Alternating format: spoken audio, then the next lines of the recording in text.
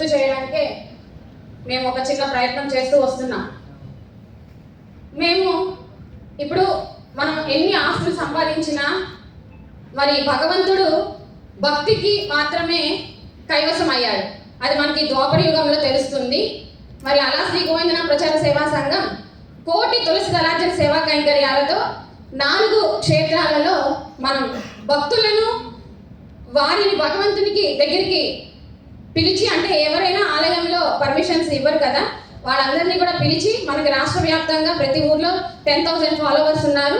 భక్తులందరినీ మేము పిలిపించి ఇలాగా ఫస్ట్ మంగళగిరి చేశాము, తర్వాత ద్వారకా తిరుమల చేశాము, శ్రీకూర్మం చేశాము, అన్నవరం చేశామండి 10,000 మంది భక్తులతో కోటి తులసి దళార్చన సేవా కైంకర్యాలు.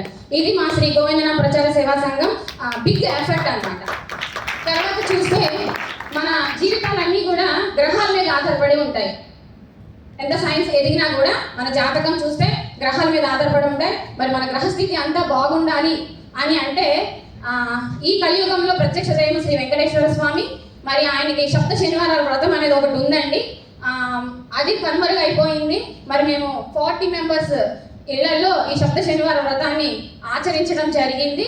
వారందరికీ కూడా మంచి స్వామి యొక్క మిరాకిల్స్ ఇవ్వడం జరిగింది. తర్వాత చూస్తే మరి మన ఇప్పుడు ఎంత సైన్స్ పెరిగింది, మనము మన గ్రంథాలను అనేవి కూడా మనం చదవలేకపోతున్నాం. మరి ఒక అబ్దుల్ కలాం గారు తీసుకుంటే ఆయన సైంటిస్ట్, బిగ్ సైంటిస్ట్. మరి ఆయన సక్సెస్ఫుల్ స్టోరీ భగవద్గీత ద్వారానే అయ్యిందని చెప్పారు. అలాగే మన ఫ్రీడమ్ ఫైటర్ మహాత్మా గాంధీ గారిని తీసుకుంటే కూడా ఆయన సక్సెస్ లైఫ్ స్టోరీ తీసుకుంటే ఆయన కూడా మరి భగవద్గీత ద్వారానే అని చెప్పేసి వారు కూడా మనకి వారి యొక్క స్టోరీలో చెప్పారు. మరి మన లైఫ్ సక్సెస్ చేసుకోవడానికి మరి మనం ఎంతమంది భగవద్గీత చదువుతున్నాం? అలా శ్రీ గోవిందనామ ప్రచార సేవా సంఘం సంపూర్ణ భగవద్గీత పారాయణం ఏకాదశి రోజు కోరుకున్న వారి ఇంటికి వెళ్ళి 700 శ్లోకాలు ఉంటాయండి భగవద్గీతలో. 700 శ్లోకాలు వాటి భావార్థం మేము తెలియపరచడం జరిగింది. అది కూడా మేము 40 మెంబర్స్ ఇళ్లలో చేసాం. అలాగే ఈ భారత మాతకు రేపటి పౌరులు చిన్నారులను ఎంచుకొని వారే మన దేశాభివృద్ధికి కారకులు అవ్వాలి. ఇప్పుడు ఎక్కడ చూసినా కూడా పేరెంట్స్ నుంచి మనకు ఒకటి మాట వినిపిస్తుంది, పిల్లలు కంప్లైంట్స్ అన్నమాట. మన పిల్లలు ఫోన్ పట్టుకొని కూర్చుంటున్నారండి, పెద్దల్ని గౌరవించట్లేదండి, ఈ జనరేషన్ పాడైపోవడానికి కారణం. ఇవన్నీ కూడా మనం వాళ్ళకి ఎథిక్స్, మన యొక్క సంస్కృతి సాంప్రదాయాల ఎథిక్స్ నేర్పకపోవడం, మన విలువైన భగవద్గీతను నేర్పకపోవడం. మరి అలా పుట్టిందే శ్రీ భగవద్గీత ప్రగతిపదం ఇన్స్టిట్యూట్. మేము 500 మంది చిన్నారులకు భగవద్గీతను నేర్పుతూ నేను 7th యానివర్సరీస్ కంప్లీట్ చేస్తున్నాను.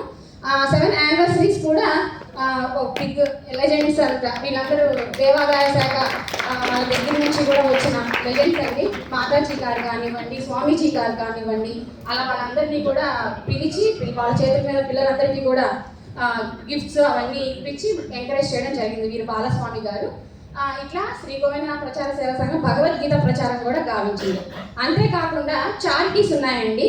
మరి మేము మానవ సేవగా మాధవ సేవ, అంటే మానవ సేవ కూడా మనం చేయాలని చెప్పేసి చారిటీస్ కూడా మేము చేస్తాము. మరి కరోనా అప్పుడు పాదచారులకు 50 కేజీల ఫుడ్ వరకు రోజు వండి ప్యాక్ చేసి వాళ్ళకి ఇవ్వడం జరిగింది. అలాగే ఓల్డేజ్ ఆర్ఫన్స్కి వెళ్ళి మేము ఫుడ్ డొనేట్ చేయడం జరిగింది.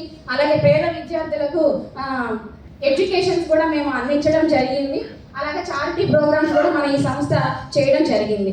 మరి అలా చూసుకుంటే ఈ సంవత్సరం 2024 మరి శ్రీ గోవిందనామ ప్రచార సేవా సంఘం వారు శ్రీరంగం నుంచి అయోధ్య వరకు మహాపాదయాత్ర మనం సంకల్పించామండి. మరి అందులో 1,000 కోటి గోవిందనామ స్తూపం అయోధ్యలో నిర్మిస్తున్నామని చెప్పి మన పిఎన్సి ఫ్యామిలీ మెంబర్స్ అందరినీ నేను సపోర్ట్ అడిగితే దాదాపు 25 మెంబర్స్ నాకు కరపత్రాలు, అంటే 3 లక్షల కరపత్రాలకి నాకు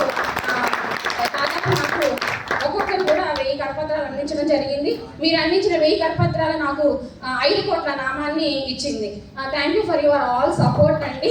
అలాగే నాకు ఈ అవకాశాన్ని ఇచ్చినందుకు మరి అమిత్ సార్ గారికి, అలాగే పిఎన్సి ఫ్యామిలీ మెంబర్స్ అందరికీ కూడా థ్యాంక్ యూ సో మచ్ అండి.